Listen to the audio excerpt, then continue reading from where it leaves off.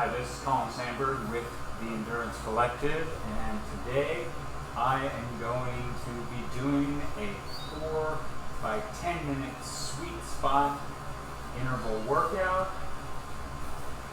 Let's pull this up on Zwift so you can follow along. You don't need Zwift, but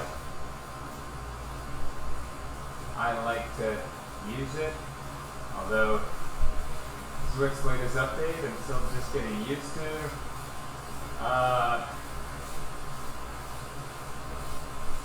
Let's try greater lunge and flat. Why not?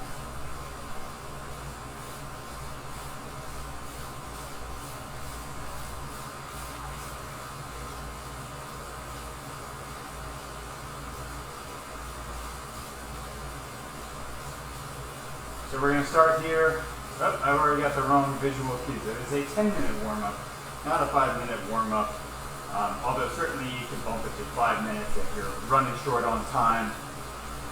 You can cut this workout probably down to about an hour long. Now, let me just talk a little bit about this workout. This is a workout where we're going to, after some one-legged drills and fast cadence, to sort of warm up our legs. The main body of this workout is 4 10-minute sweet spot intervals. Sweet spot is this sort of high tempo, high zone 3, low zone 4 area. Officially 88 to 93% of your FTP. So my FTP right now is 325. All the numbers you see on Zwift here for me are going to be percentages of that. I believe that I have it set at 91% of my threshold power. If I'm feeling good, maybe I'll bump that up. If I'm not feeling so good, I can bump that down. You see on Zwift, I can do that pretty easily with that 100% button. Just go a little bit up or down, make some small changes based on how I'm feeling. I do like to do this primarily by power, but I'll use heart rate as a ceiling. I do not want my heart rate to go over my threshold heart rate, which in my case is 180 beats per minute. Typically for this workout, I don't have too much trouble, unless I'm really overheating.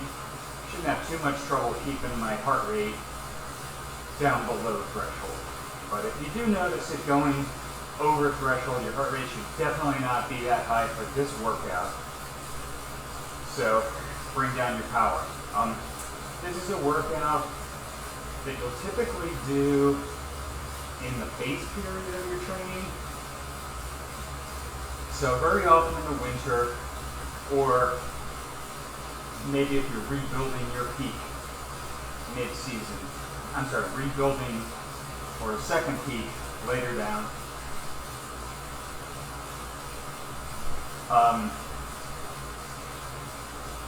This is a workout for those of you who follow a polarized training approach or a pyramidal training approach.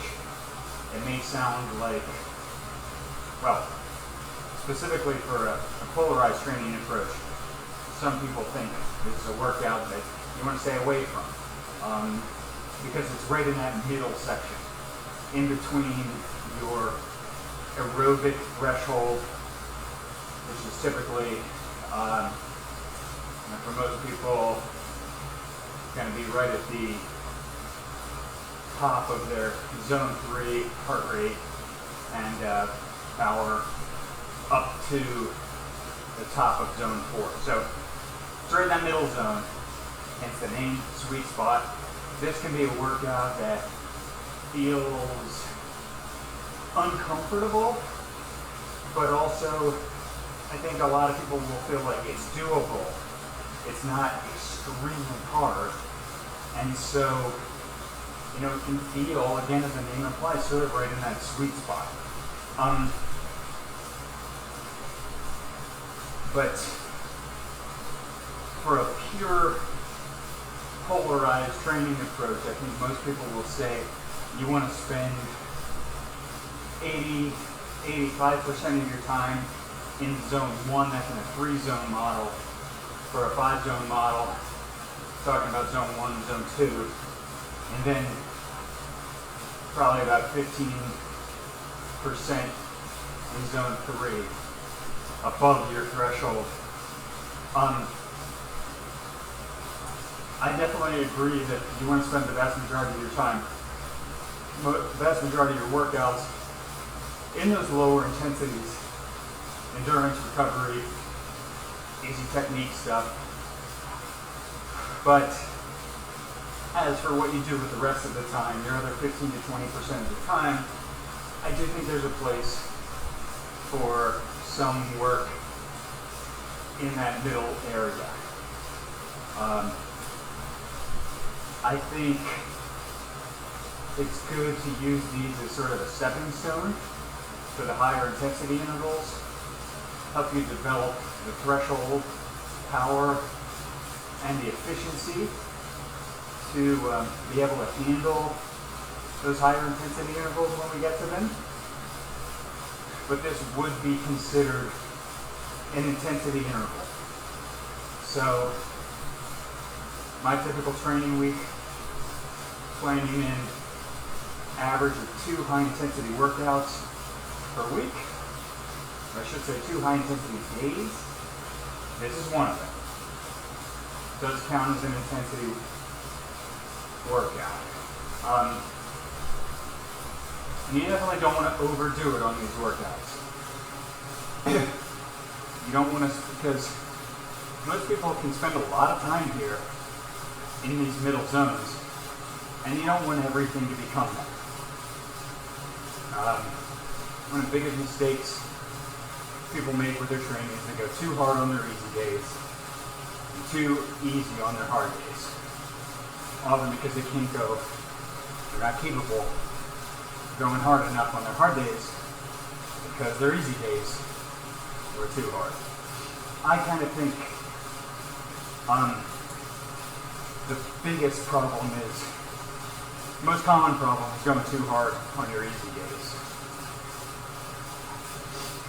So, anyway, this type of workout also serves a purpose for time trialists, for people who are training for longer endurance events, where a lot of the event will need to be in that middle zone.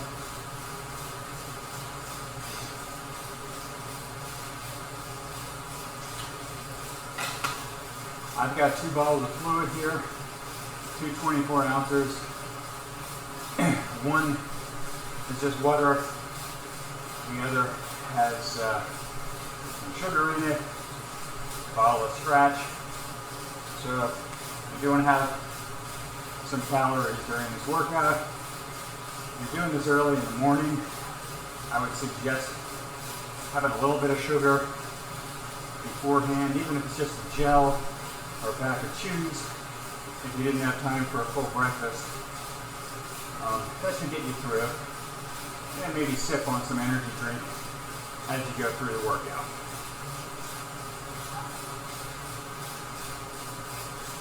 So today for this warm-up, before we get to the main set, I'm just going to do some simple pedaling drills.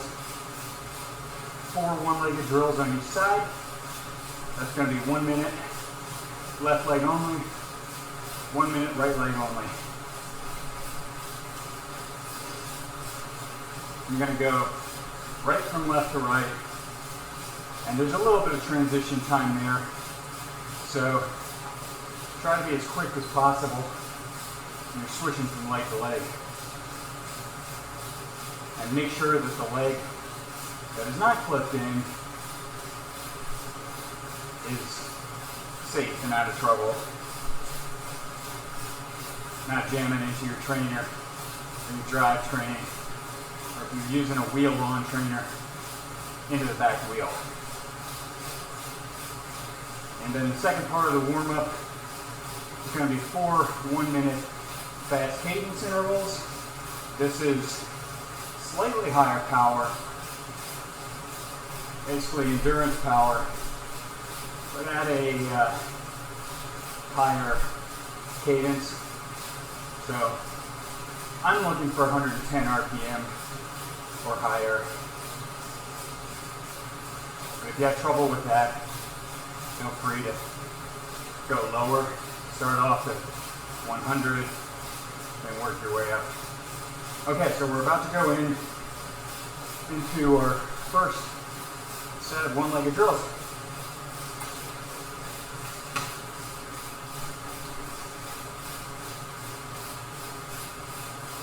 All right, starting with left leg only.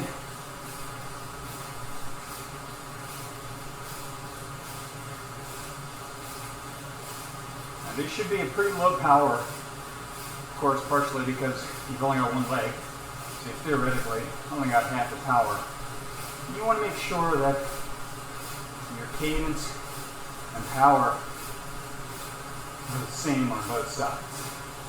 It's normal for one side to feel easier than the other, but don't go harder just because you can.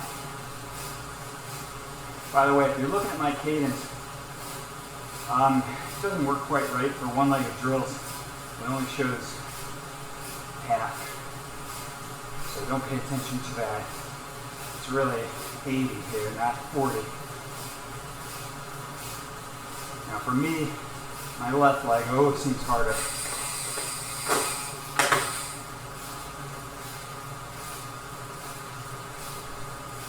You may notice when you're first doing these, a clunky.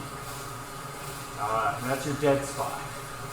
The top of the pedal stroke, where you need a little bit more hip flexor strength and activation to get over that dead spot smoothly. That may take a while. But the good thing about these intervals is it's a very steep learning curve. Do a few sessions of them, and you'll feel very rapid improvement with technique and with the strength, usually strength building your hip flexors.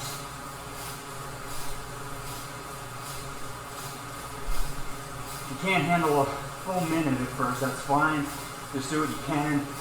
Make sure you do the same on both sides.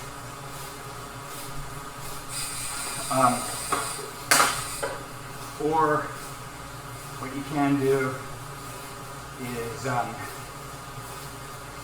you can clip in with both sides in between. So could do 1 minute left leg, 1 minute both legs, 1 minute right leg, 1 minute both legs. Make these into 4 minute long sets as opposed to 2. Or finally, you can just try to really focus on the one side, especially if you've got a power meter that's dual-sided. Aim for 85% of your power on the one side at a time.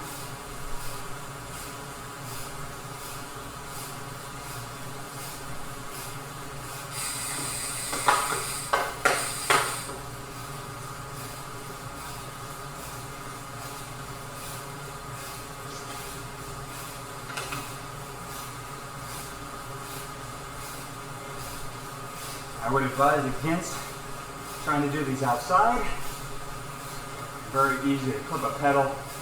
Don't have great control of your bike. So, great for indoors, not so advisable outside. You can do the fast cadence intervals outside, although it can be difficult there to do them without the power increasing too much. Remember, power is a product of cadence and torque. How hard you're pushing and how fast you're spinning. So, under normal circumstances, you increase your cadence, all else being equal, the power is going to go up. And you don't want that for this. I'm doing this on erg mode. I'm going to talk a lot about erg mode today, later, but erg mode is going to allow me to keep that power at whatever I have it set at. So in the case of the fast cadence, it'll maintain that zone 2 power, even with the high RPM. It won't get too crazy. Heard that little clunk there? That's my dead spot. Always room for improvement here, no matter how long you've been doing this.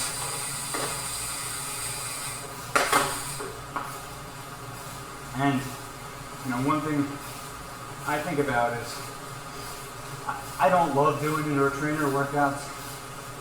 I don't hate them as much as most people, but a lot of people now I hear of training primarily, if not exclusively, indoors. That's not me. I didn't become a cyclist, so I could ride in my garage. But it is necessary sometimes, and there's some benefits to it. Some things you can do inside very well that you can't do outside very well. One of them is pedaling technique work.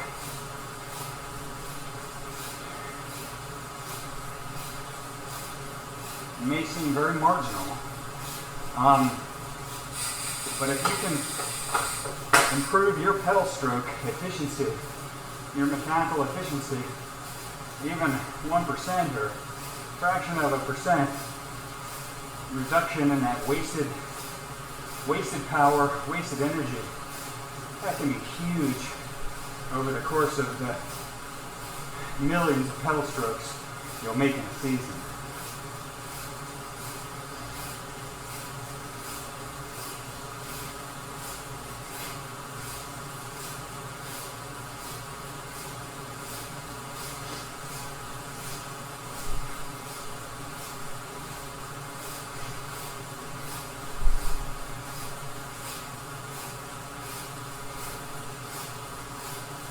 You'll see my heart rate's going fairly high for pretty low power.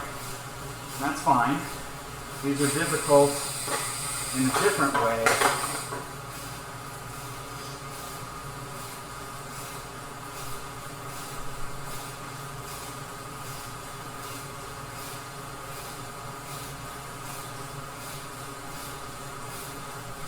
Power is great, but it doesn't capture everything.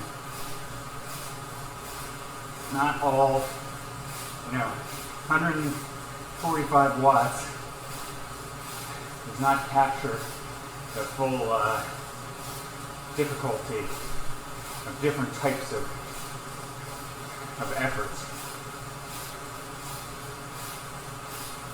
Meaning just knowing the power.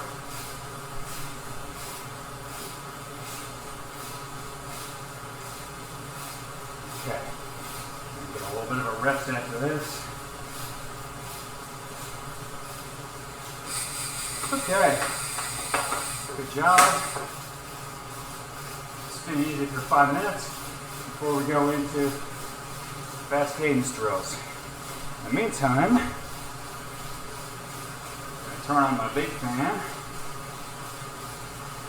Got a nice little smart plug for this, so even though I don't have a remote control fan,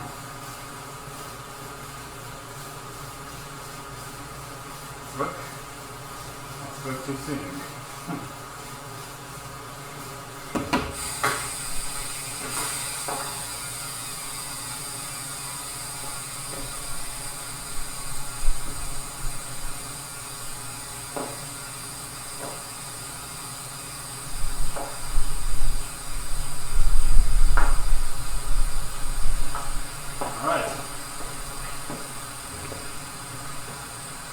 Not quite as smart as I thought it was. A little delayed. No, that's okay.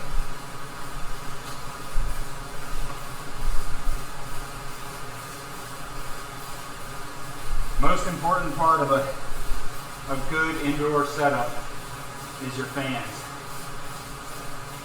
I've got two here in my garage. One's on the floor. That's pretty powerful. And one is just a little off to my side.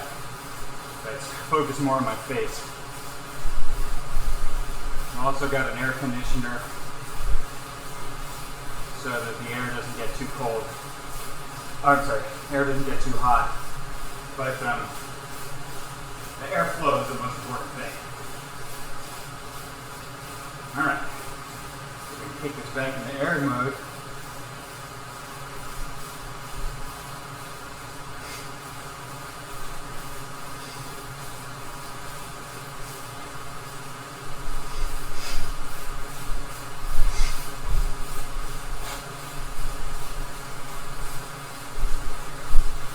So let's talk about air mode a little bit. And I admit, I just listened to a Fast Talk episode where they were talking about this. So I'm stealing this a little bit from them. But it is something that I hear people talking about all the time.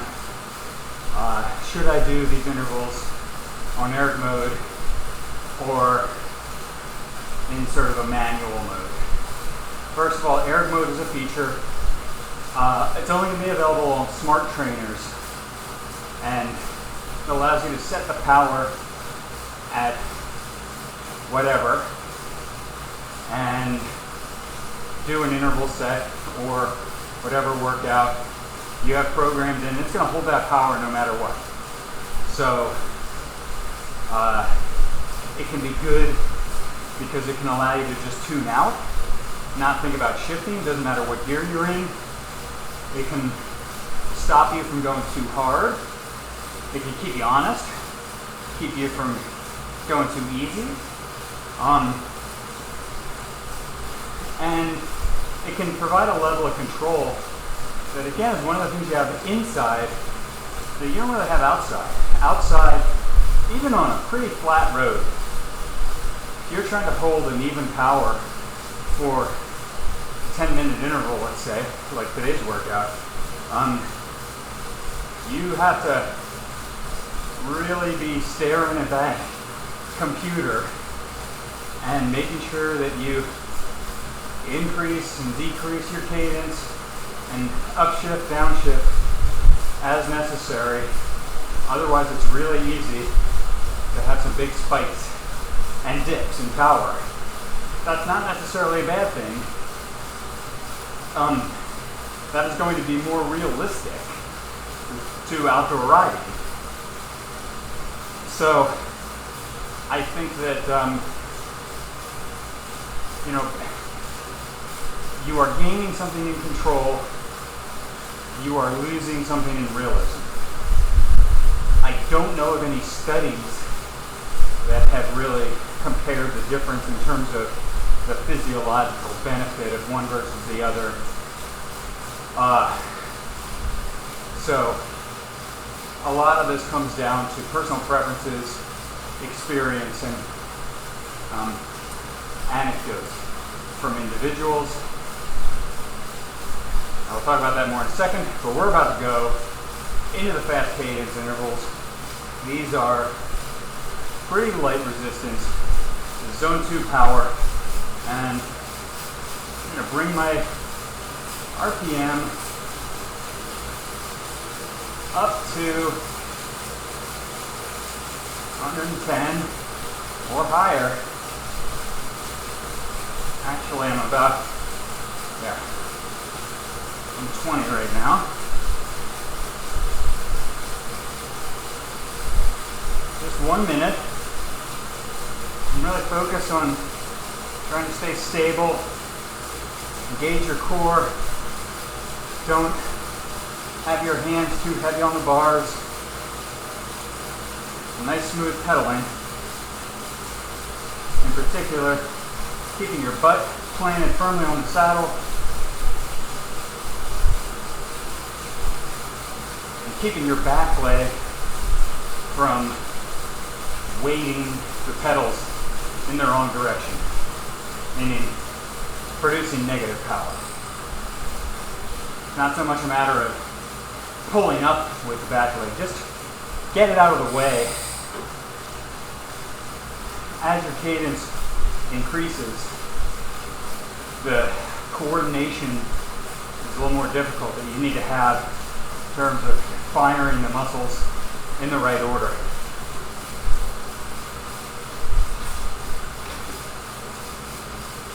That's what we're working on here. These types of intervals can be really good warm-ups.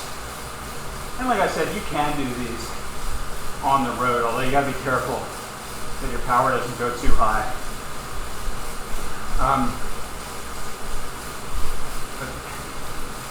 These are challenging, and you'll see my heart rate again goes fairly high. All right, back up. Goes fairly high for the power that I'm pushing. But it's not going to cause a lot of fatigue. So this is something you can do on your easy days.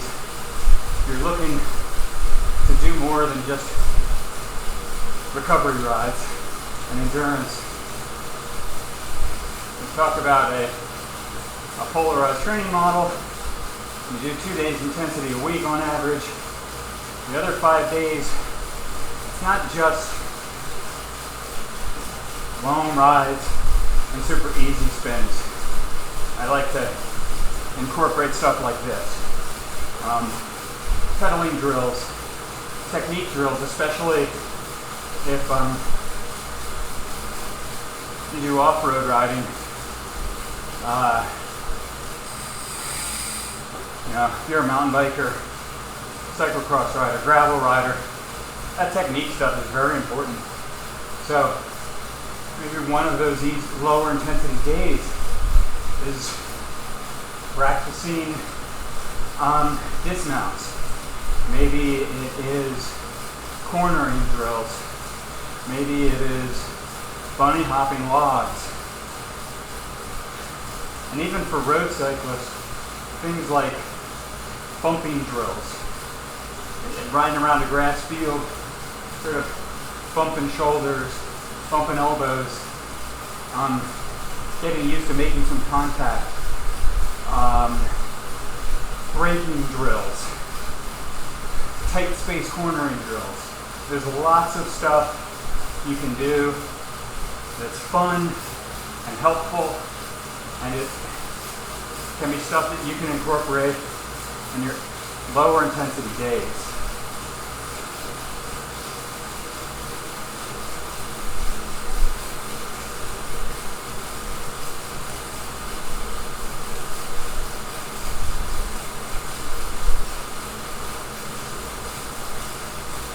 You hear me talk a lot about how so many people do too much intensity, too many days of high intensity, and I think the number one reason for that is it can seem boring to do low intensity. But it doesn't have to be.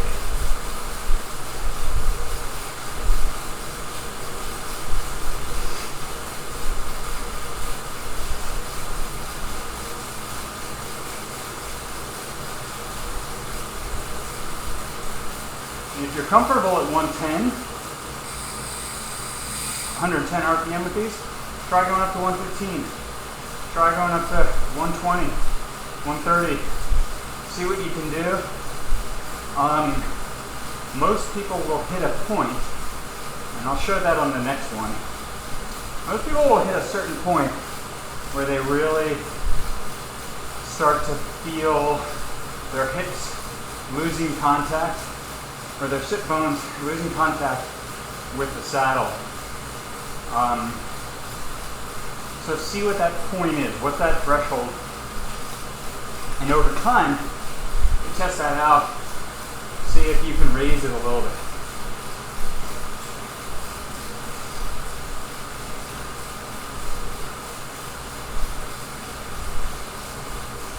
This is also a type of workout I like to do on rollers sometimes. Okay. I'm going to try for the last one. I don't know, 110 now. This is 120. So, yeah, right around 140 now. Right around 130. I really start to feel my form falling apart. Yeah, the Zwift cadence is not capturing this.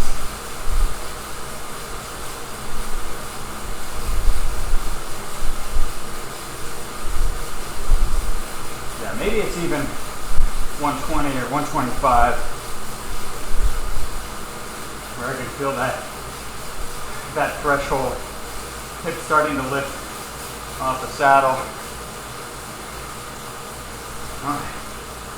Okay, bring it down, recover for 5 minutes here, 6 minutes actually.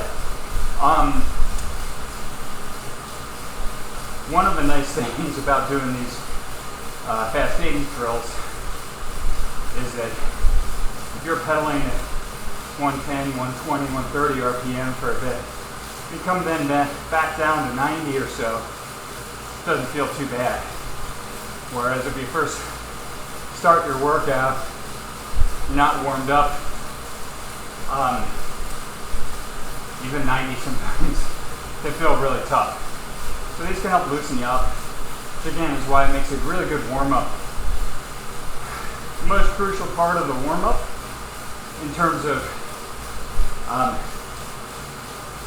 giving yourself a better chance to perform well on the task at hand, whether that's a hard workout or a race, just warming up the muscles. So doing it with some high RPM, low torque work like this can be really good. It warms up your muscles very quickly without causing a lot of fatigue. Okay, let me get back to erg mode for a minute. Now that I've explained what it is.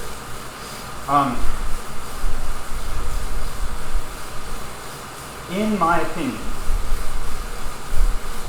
workouts like this, longer,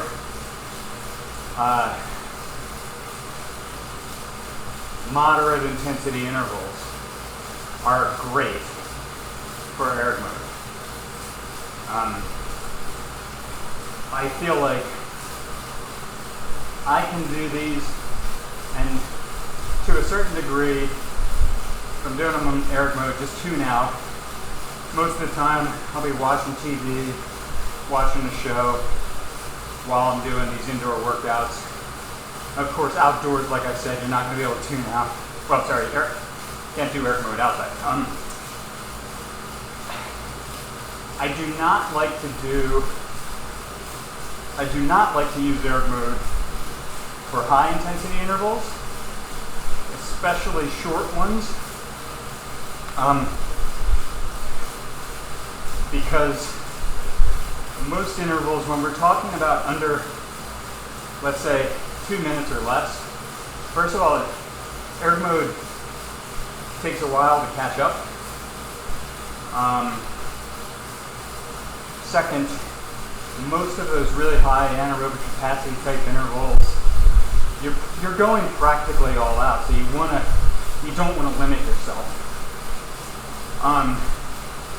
And third, you can be so close, those are so hard, you can be so close to failure, and it's really easy to get bogged down if you're not really on top of the cadence, because it's going to enforce that power no matter what. So if your RPM starts slow, it's going to add a ton of torque and can bog you down very quickly. So part of this is the same answer I almost always give. Pick the last, should I do this or that? It's like whatever you can do, you can execute well on the workout. What gives you the best chance of being able to do the workout, do it well, And if that's erg mode, great. If it's not, there's lots of other ways to do it. Indoors as well as outdoors. If you're outdoors and you've got a nice 10-minute flat stretch of road, perfect. Or a 10-minute climb that's not too steep, like 10 minutes at 3% grade or something, perfect. Of course, if you're using Zwift or another virtual platform, you don't need to worry about that. You can do them on the flats, you can do them on a hill, you can do them on free ride, where it's constant resistance. You're just controlling it with how fast you spin and which gear you have it in. So, yeah, whatever gives you the best chance of executing well. And I would also say I do not like erg mode for endurance and recovery. Because we do so much endurance, it's really the bulk of our volume. I like to have more variation in there. And yeah, you gotta watch that your heart rate doesn't go too high, your power doesn't spike, but it's normal to have variation in that. I think that's good. I think it's good to be, if you're riding on Zwift, you got some grades, you occasionally shift, that's a good thing. Okay, first interval coming up, 10 minutes at sweet spot. That's 88 to 93% of your threshold power. So for me, this is, I haven't said it, 295, which is 91% of my FTP. And I'm going to try here to keep my RPM around 90.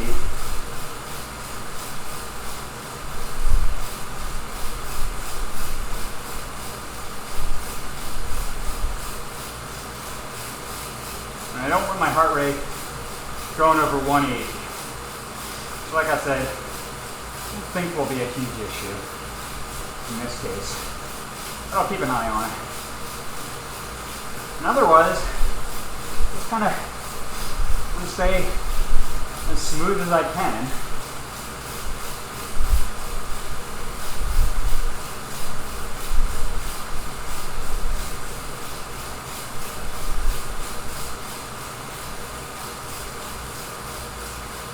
If you want to change up your RPM, that's fine. Change it every 2 minutes. Or alternate. Since we're doing 4, we do 2 of these at higher RPM, 2 at lower RPM, whatever you want.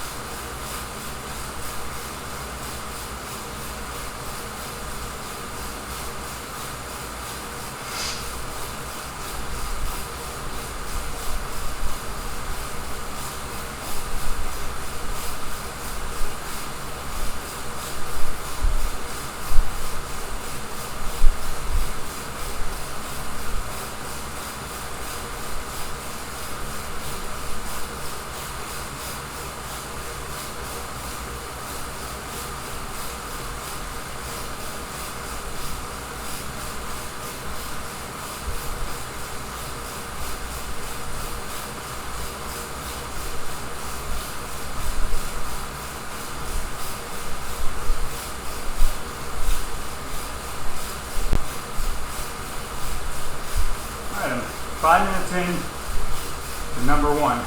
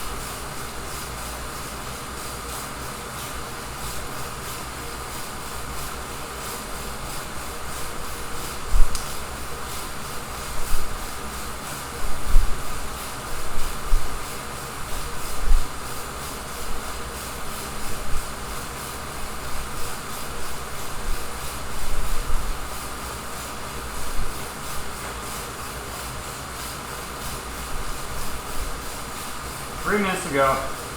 This first one.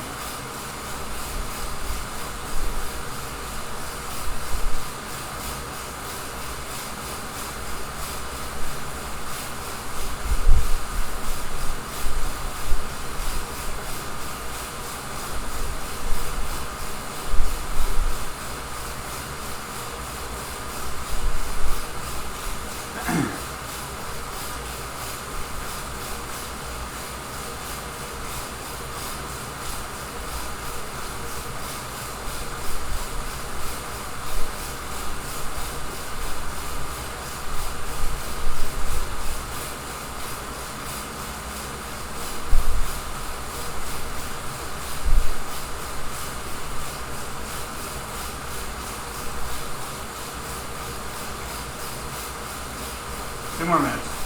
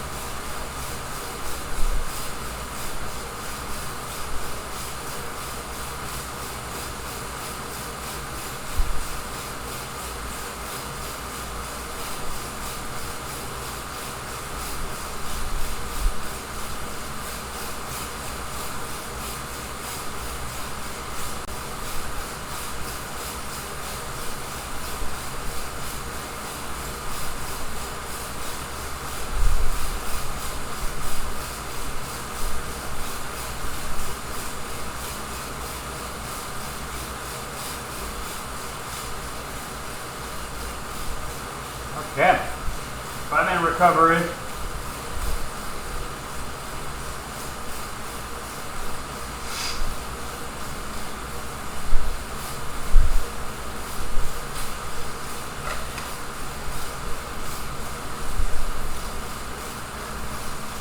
So that felt uncomfortable, but doable, which is generally how these should feel.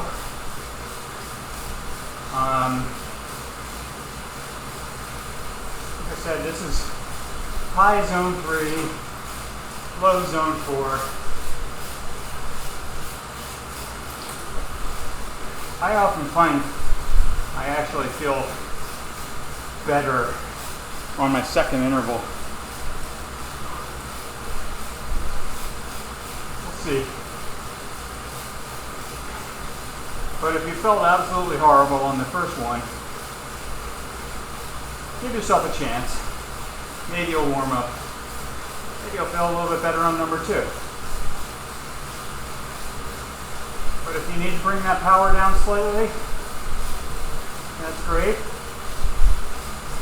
Just keep it at least 88% of your threshold.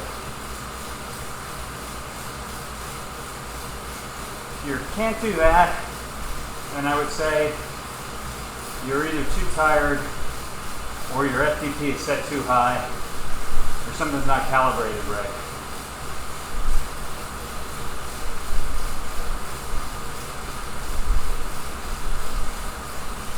A lot of people complain of not being able to generate the power indoors that they can outside.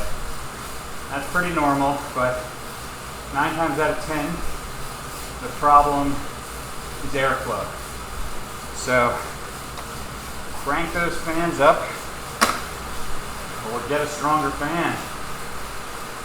I know some people that need to wear clear sunglasses inside because they've got the fans cranking so hard. That's totally fine. Do what you need to do. If your eyes dry out, that's an option. But you need that airflow to move the heat off your skin. If you look down and there's a pool of sweat, it's not good. Shouldn't have that. Even if you're a heavy sweater, you should not have a lake of sweat underneath you.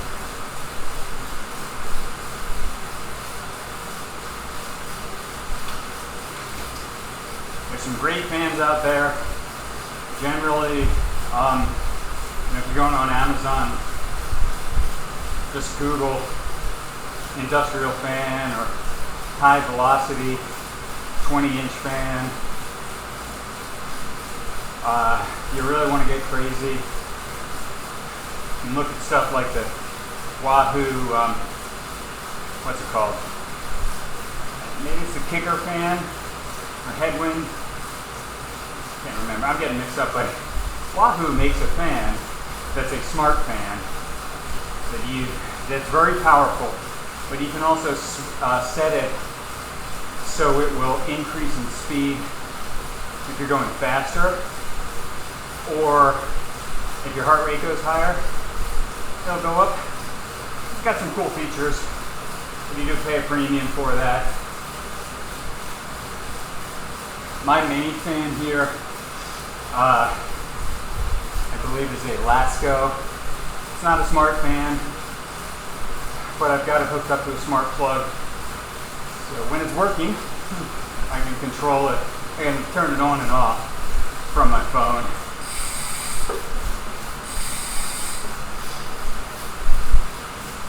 Okay, we're about to start number 2. Just like to stand up every once in a while, get some blood flowing in the crotch.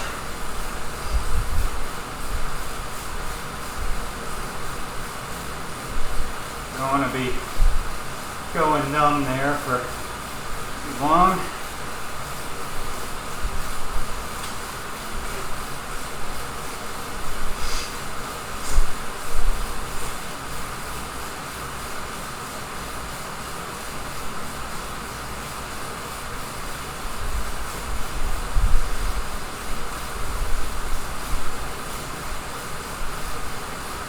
All right, let's go. Number 2.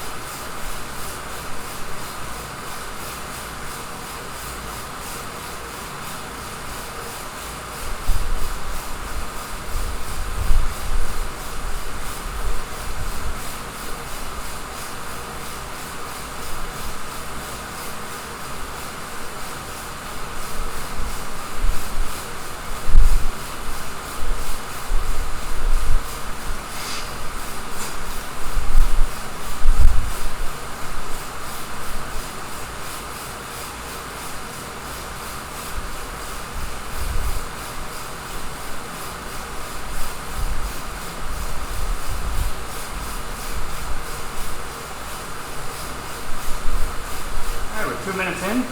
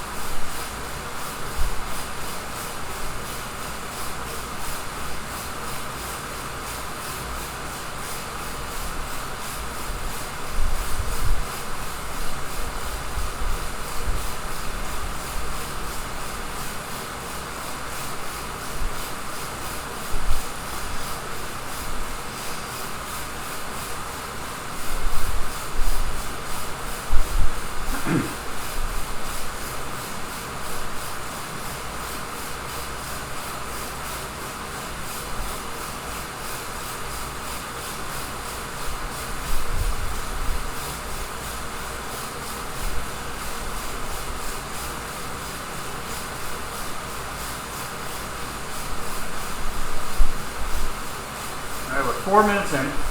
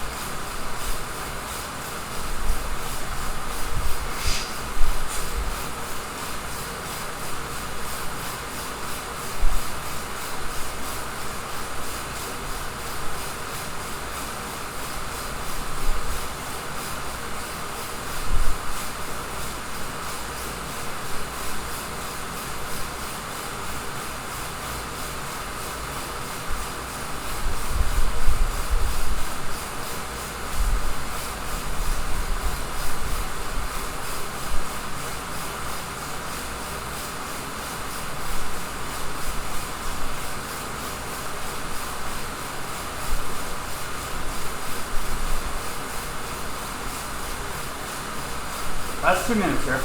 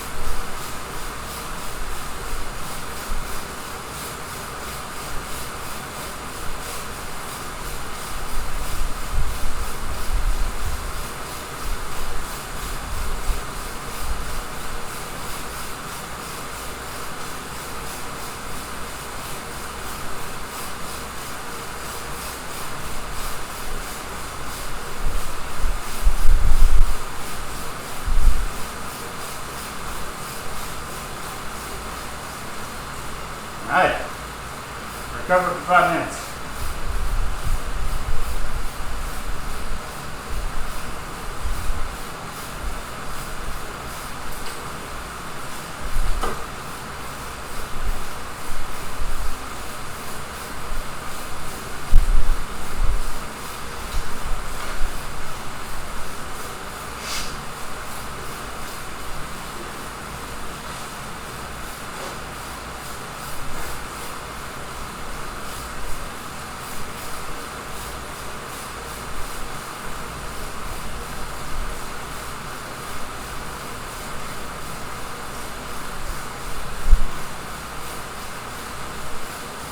So for me, say the first 8 minutes of that felt easier than the first. Good and warmed up now. Last 2 minutes got a little tough as the fatigue is creeping in. Doable, but tough. So let's see how the second half of this goes.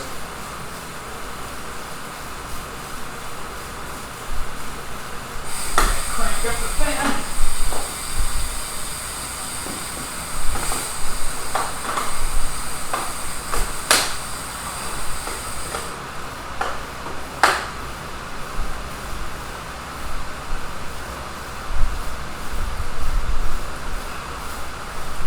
So I want to talk a little bit more about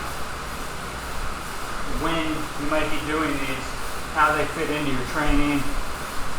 I mentioned that they're good in the base period when you're building up your fitness.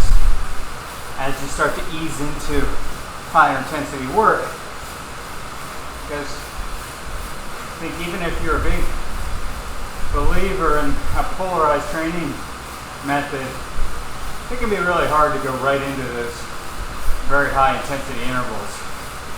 So this can help ease you in, and it's good for anybody who is training for events that have a lot of time in this middle zone, whether it's time trialing, long distance triathlon, or endurance, ultra endurance type events. But I think it's also good if you've missed a little bit of training. Maybe you got sick, maybe you're getting over an injury, and you're wanting to ease back into things before getting super intense. You want to sort of test the waters. This is a really good workout for that. You know, if you've taken a week off because you got sick, and your first interval workout is VO2 max intervals, that can be really, really tough. So, could be a good stepping stone, see how you go. Other reason I like this, and this isn't a problem indoors, but if you're trying to do this outside, most people have either a 10-minute climb or a 10-minute stretch of relatively flat, uninterrupted road that they can do these on. So just terrain-wise, it's nice. You know, something like a 2 by 20 minute workout. Most of us are not lucky enough to have 20-minute climbs nearby.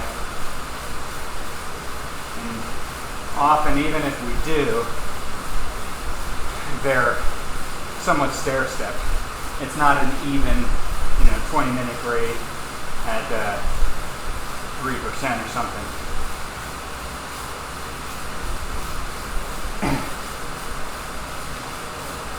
Okay, let's see how number 3 goes. Sometimes you got to break this up mentally. Just take it 2 minutes at a time, 1 minute at a time. Don't worry about what's coming next.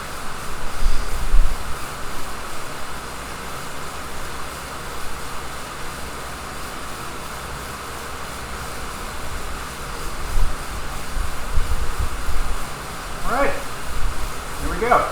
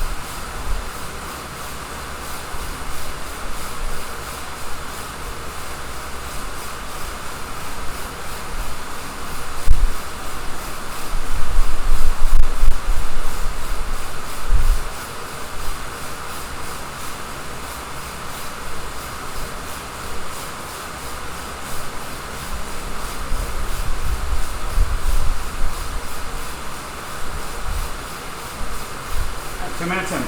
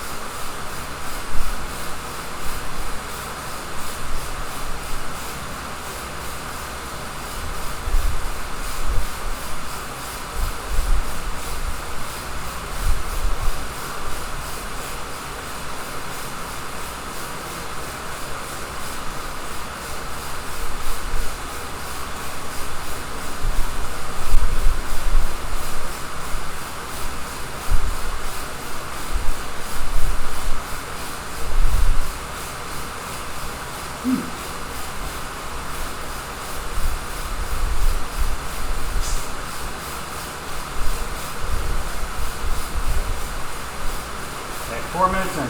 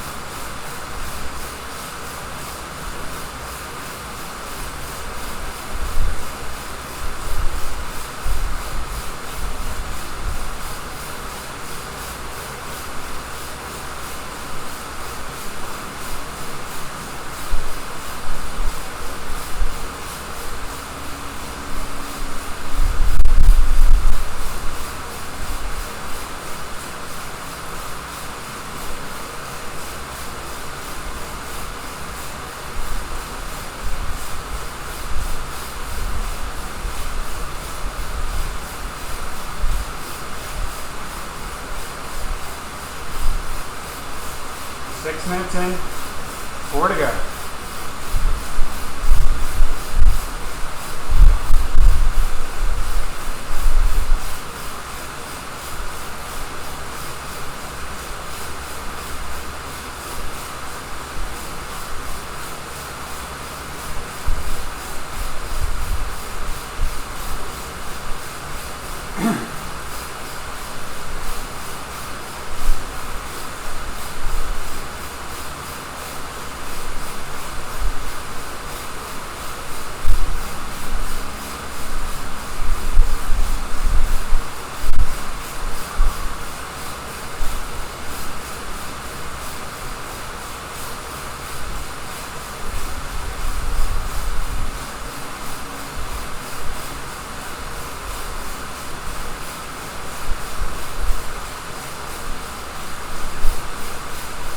Three to go, hang on.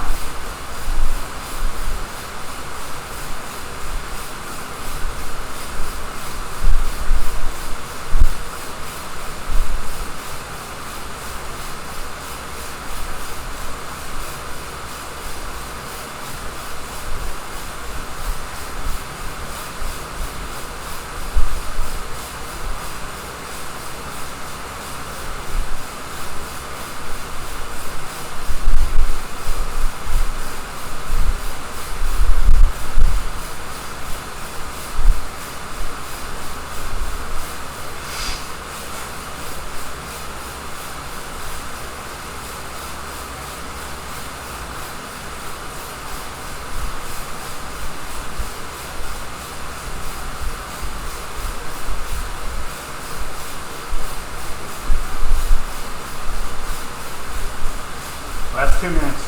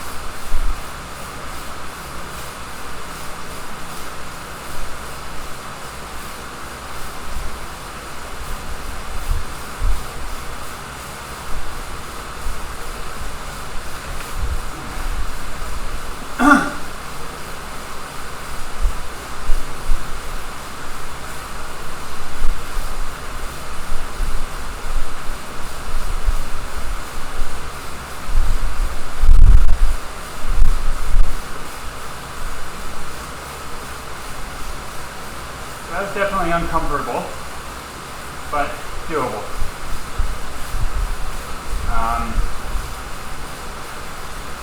And one thing I was thinking about also is that using Zwift or some of the other virtual cycling platforms, one of the advantages is that they can help you really visualize. I remember back in the olden days riding on the dumb trainer in my basement, sort of staring at a wall. You're doing these intervals, you really gotta be able to visualize yourself going up a climb or in a time trial. And you know, honestly, I feel like I still need to do that. It's necessary, but it's also a good skill to learn. And it is an advantage of being indoors. I mean, outside, there's a lot of other things to focus on. You got to focus on making the turns. You got to focus on the cars. You got to focus on shifting into the right gear and pedaling the right cadence if you're trying to hold a steady power.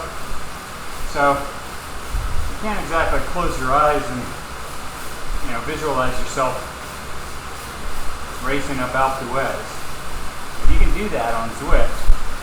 So I just have this, as you can see, I'm doing a flat course in London, in the London Zwift course. But if I was smarter, I would maybe set this to go up like one of the climbs. I believe Box Hill is about 7 or 8 minutes. So that can help with visualization. Or you can go old school and close your eyes. Visualize whatever you want.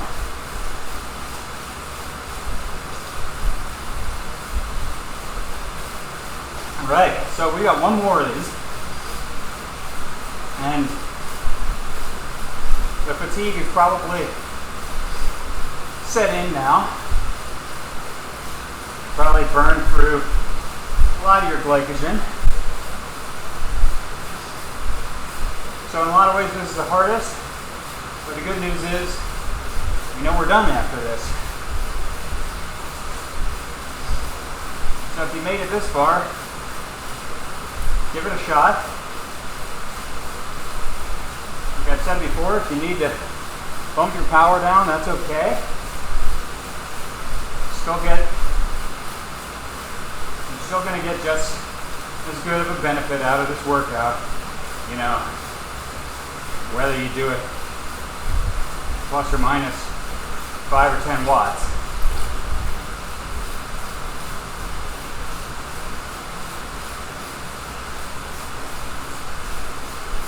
But if you do feel really good, bump it up a little bit. Go for it. I think I'm going to keep my power where it is. Maybe, we'll see. Maybe I'll bump it up last 5 minutes a little bit. But it's pretty good for me.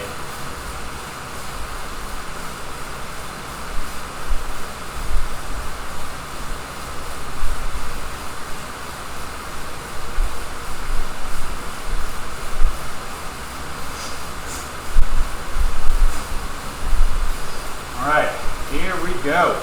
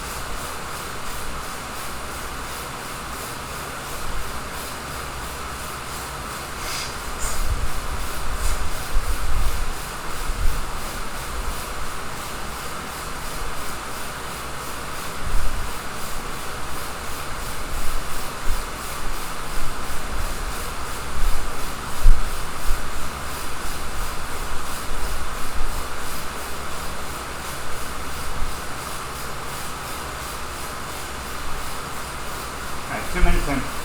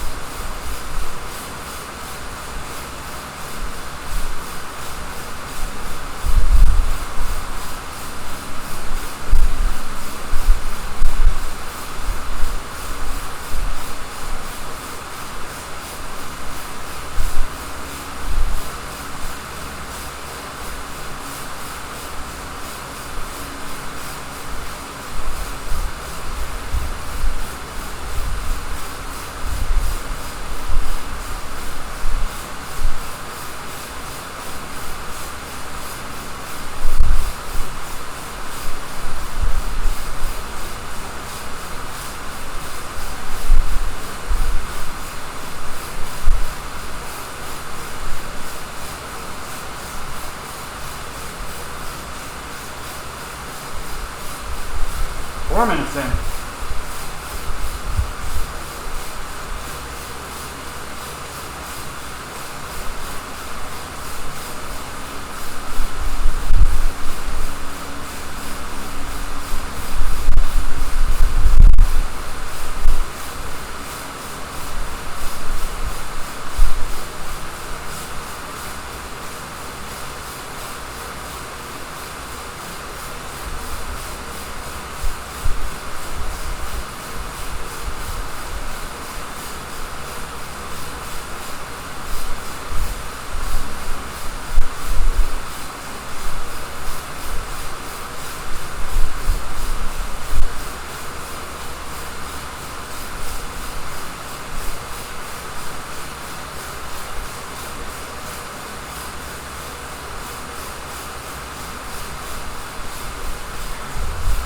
Alright, halfway through. What the hell? Oh, don't follow that. Captions are on. 101%. Let's go for it. Let's see.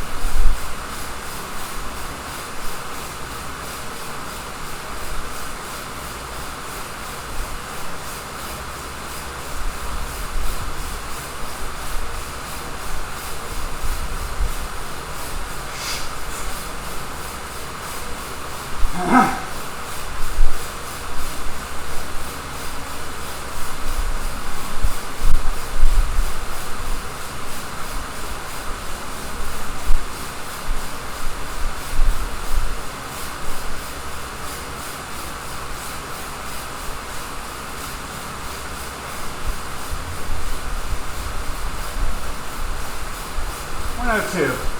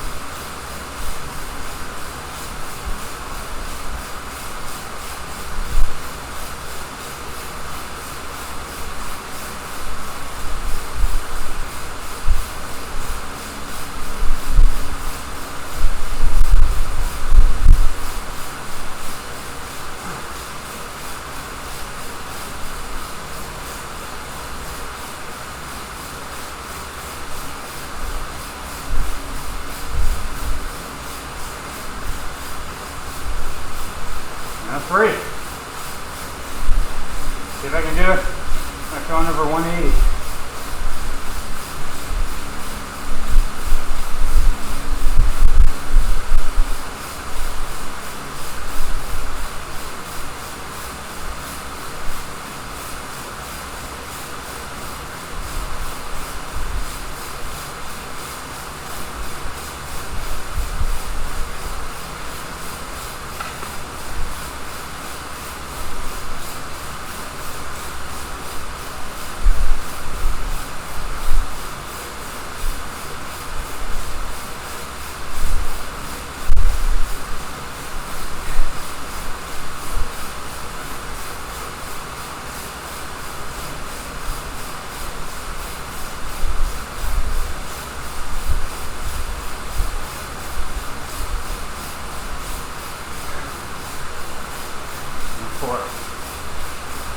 Getting close.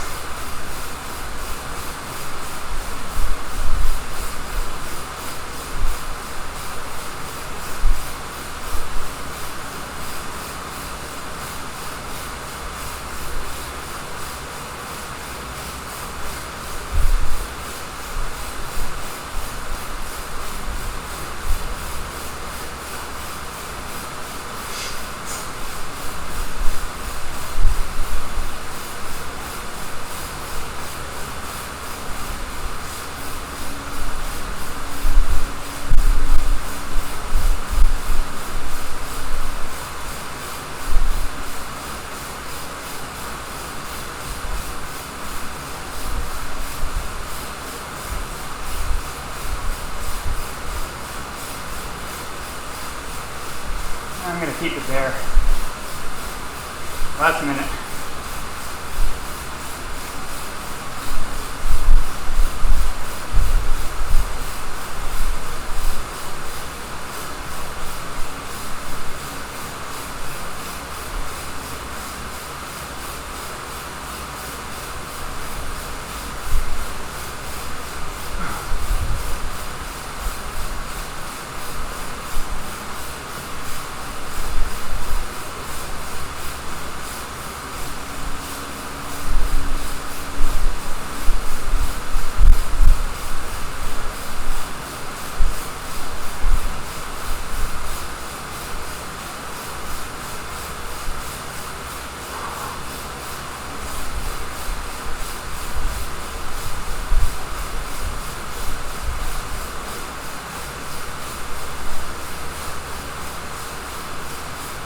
All right.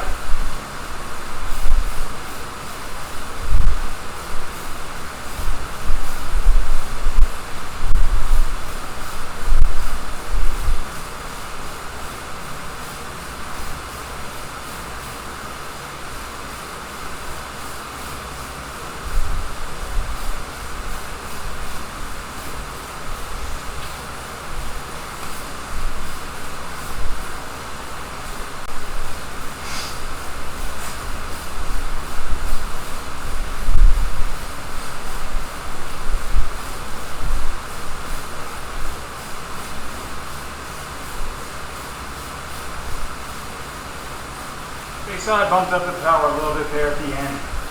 And I did get up to 180, but not over.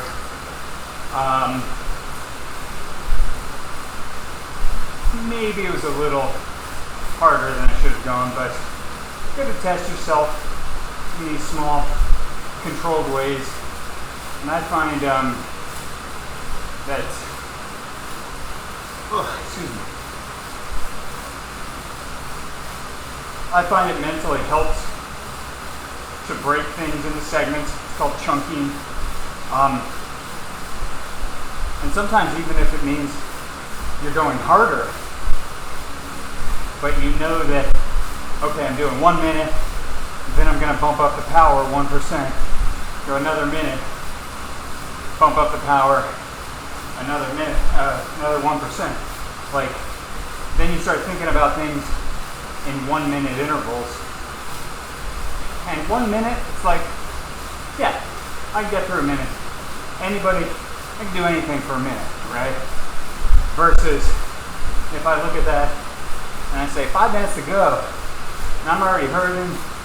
I've already done 3.5 by 10 minutes. 5 minutes can seem like an awful lot.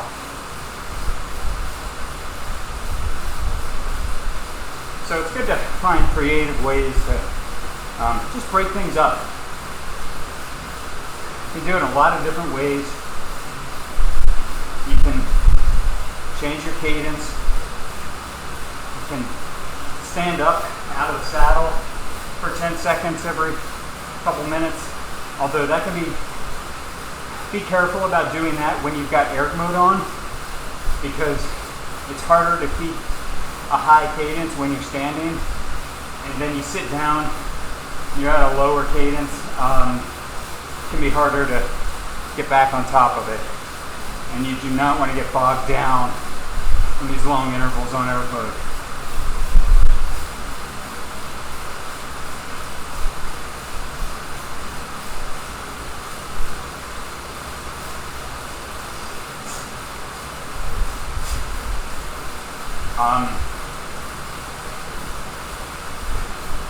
And some of that chunking technique you can apply to racing as well. In particular, if you're doing a time trial, you can break the time trial into an infinite number of small segments and just give yourself a goal for each one of those.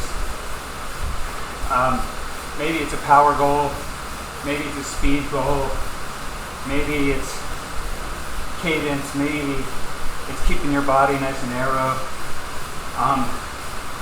But you just break that down into different segments. There's a time trial, the first day of the Green Mountain stage race that always comes to mind. That it starts off, I think it's about a 2-mile long stair-step climb, and then you have maybe 6 miles of mostly rolling downhill, and then with 1K to go, steep kicker, falls flat to the line. So you can break that into the first steep section of the climb as the first segment, and then the second steep section over the top. The first couple miles of rollers, second couple miles of rollers, and then the final kicker. Okay, don't believe these captions here. I mistimed them. Sorry about them. We're not going into a sweet spot here. This is cooldown, but it is a 10-minute ramp down. So we're actually going up in power a little bit here to start, and it's just gonna, every minute or so, power's gonna reduce.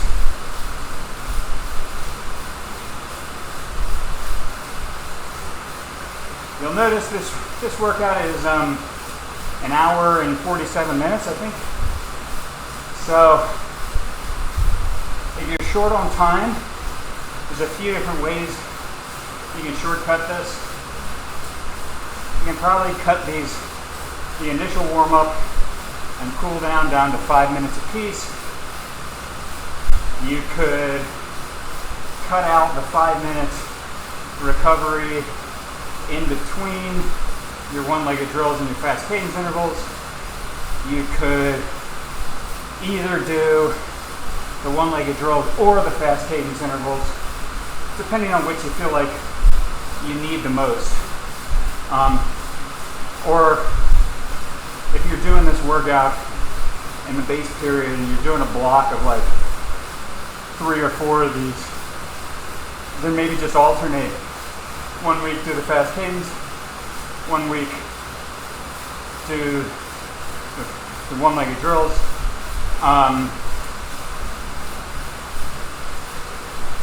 You can reduce the recovery time in between the intervals a little bit. Probably 3 minutes is adequate for most people.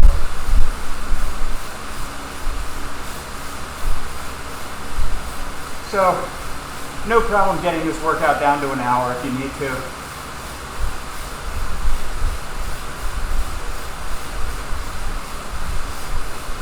And yeah, finally, if you're not feeling good, you want to cut out the last interval, just do 3. That's also fine. Which reminds me, there is sort of this misconception that I think a lot of it goes back to the no pain, no gain mentality. But that the last interval of the set, because it feels the hardest, that's where you get the big benefits. And that's not exactly true. It actually is the other way around. Most of the benefit is you'll get the biggest benefit of the first interval, and then it's somewhat diminishing returns. By the end, it is more marginal. So the most important thing is getting up, getting on the bike, or doing your workout, doing some sort of activity. I am a big believer that you really want to try to reduce days off, complete days off. It's going to happen sometimes. It's not a big deal. You get busy. But whenever possible, try to do something. And I think it's a big mental thing too, to just keep reinforcing to your body that you're an athlete. And training is part of your life. It doesn't mean it's always a hard day or a long day. Doesn't mean it's always a day on the bike. That could be cross training, could be strength training. But try to do something. And if it's intervals on your schedule, you start off not feeling so good, a lot of times you give it a shot, see how it goes. You might find that you warm up a little bit. And maybe you still suffered a little bit more than you felt like you should. But you get through 3 out of 4 intervals, and that's a pretty good day.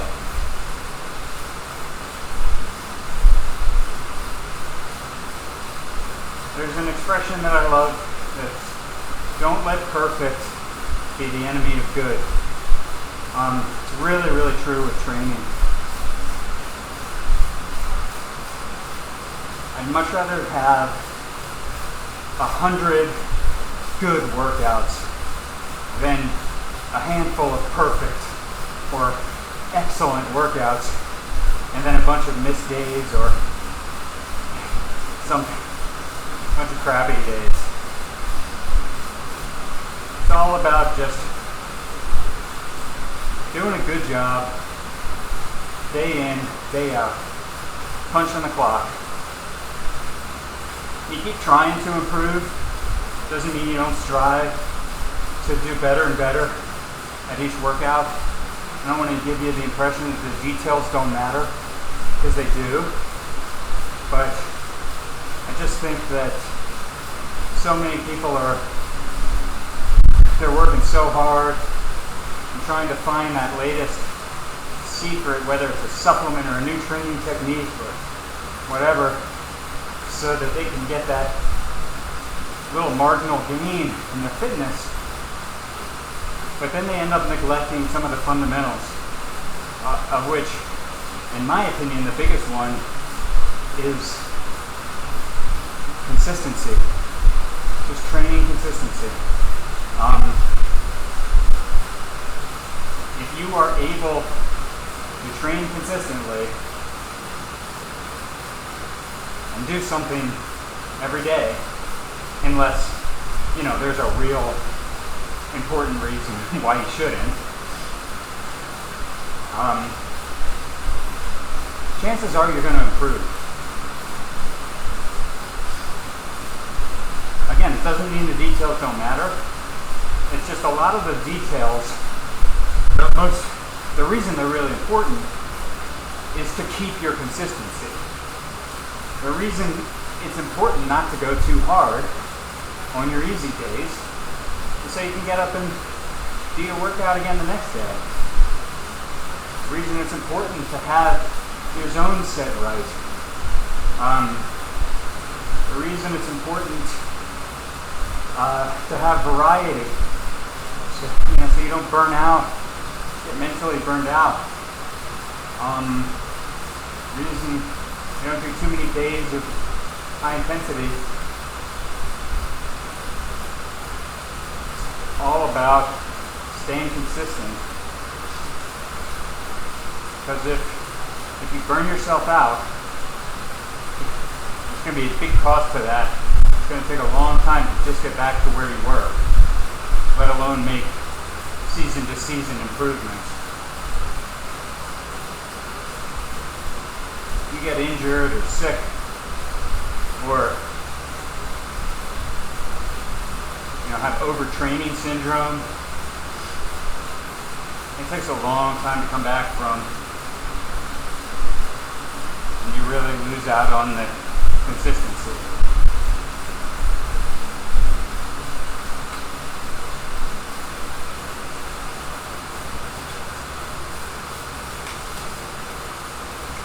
Alright, so I hope this was enjoyable. Like I said before, I don't have a lot of bells and whistles that some of the other indoor training platforms have here. But I hope you learned something from watching this.